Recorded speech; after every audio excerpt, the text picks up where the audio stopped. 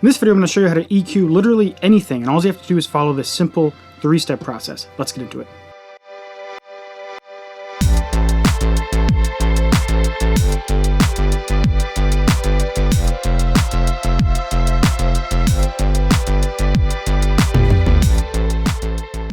Alright, so in this video, we're going to be using Ableton Live in the stock EQ settings, but keep in mind you can use this in any DAW with any EQ plugin you want to use. So tip number 1 is to find the frequency of the thing that you're EQing. So right now I have a bass track here. And all I'm going to do is I'm going to grab an EQ, throw it on, I'm going to open it up, and then we're going to look at the frequencies.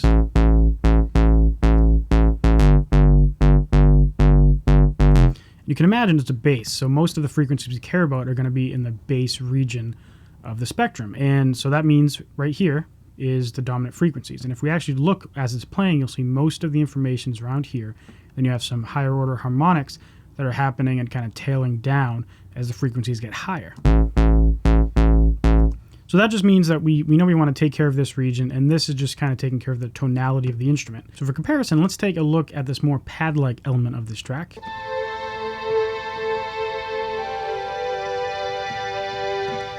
So just looking at that, we can realize that most of the spectrum for this instrument lies in this region here. And just to save you time, this is the exact same in this other instrument here. We'll be getting into the drums in a second. So tip number 2 is to find out what elements of each instrument that you can afford to cut out without drastically impacting the character of the sound. And this is important because a lot of instruments have frequencies that exist but really don't contribute anything to the actual sound that you want to get. I'll use this pad element as an example. So if I solo this, click play, I'll start just cutting out the low frequencies, and you'll see that the tonality and the richness of the sound doesn't degrade whatsoever.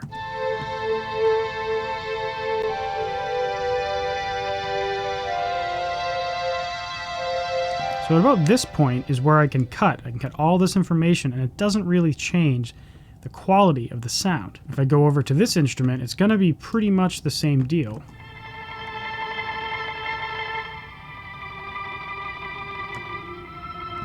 Now in this one, I think I can actually cut out some of the high frequencies.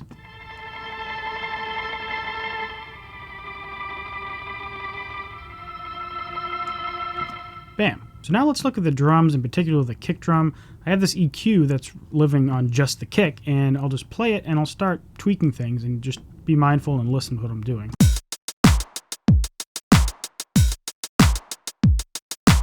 Cutting that out really doesn't change the quality of the kick drum.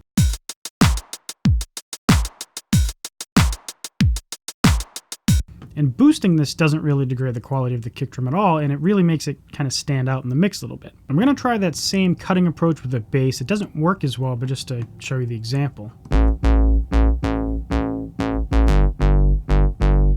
We really need all of these frequencies in the low end, but in the top end we can kind of cut out a little bit.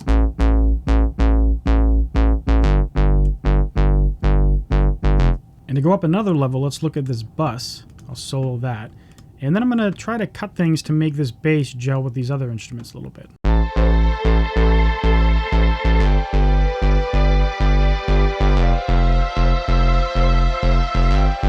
So I shaved off 5 dB in this region without really changing the quality of the bass, and it's kind of letting these instruments breathe a little bit more. So the third and final step is probably the most important element, and that is to be mindful of how things interact with each other. There's a lot of elements and a lot of tips you can do, so I'm going to go through some of my favorite and some of the easiest techniques you can do to separate things in the mix that overlap. So first of all, we have these two pad-like elements here that are kind of doing the same thing. So if I solo them and play them,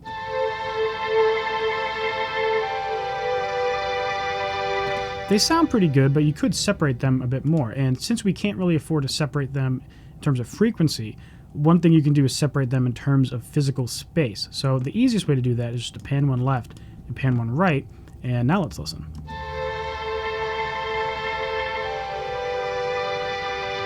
On this left channel here, you really hear the strings, and on the right channel, you really hear those kind of granular sounds that synth is producing. Now if I solo this bus, you'll hear that the bass kind of lives in the center, and these two things are on the left and the right. So the frequencies of these two pad elements don't compete with that mid band and the bass, and these two things aren't competing with each other.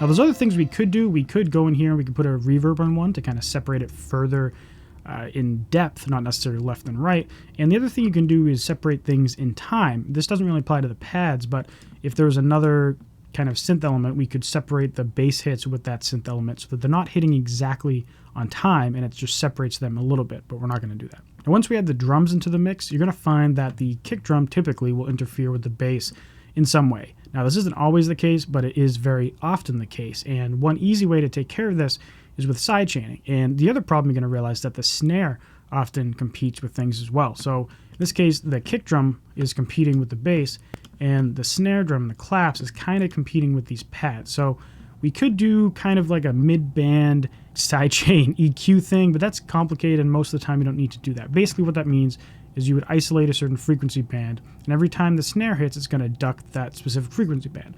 So sidechaining the whole thing is going to accomplish the same thing.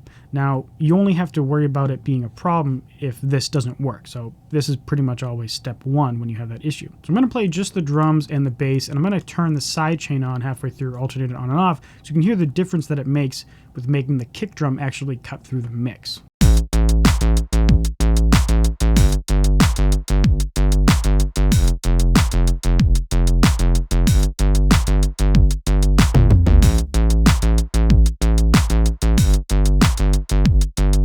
So if you noticed, when I had this compressor off, the kick drum kind of got masked by the bass when they lined up in time. So every time this compressor gets activated, it ducks down that bass and allows the kick to shine through a little bit. It was impacting the tonality of the bass in those hits, but in the context of the mix, this is probably going to be fine. So we're just going to push forward. So if I turn on these elements here, we can hear what that sounds like with them on. And again, I'll turn this on and off.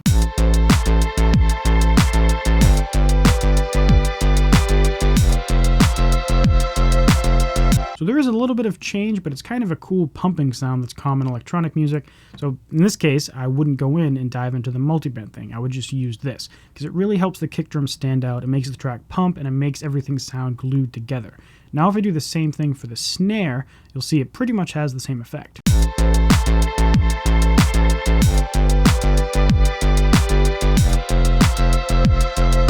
This one's a little more subtle, but every time that snare and clap hit, with the compressor off, it's a little bit buried in the mix, just a tiny bit. When I turn this on, they cut through a tiny bit more. Now, the release is set very fast, so when I play this, it's only dipping down for like a fraction of a second. The idea is that the attack, or the actual sound of that snare and clap, is very short, so we're just ducking for pretty much the length of that sound. So you can really apply those techniques to any sound you come across. This isn't just for electronic music. It works equally well in rock and metal. So try that out. Let me know in the comments if you have any questions. Check out this video here because I think it'll really help you out. And subscribe because I upload videos every single Tuesday and Friday. See you Friday. Bye.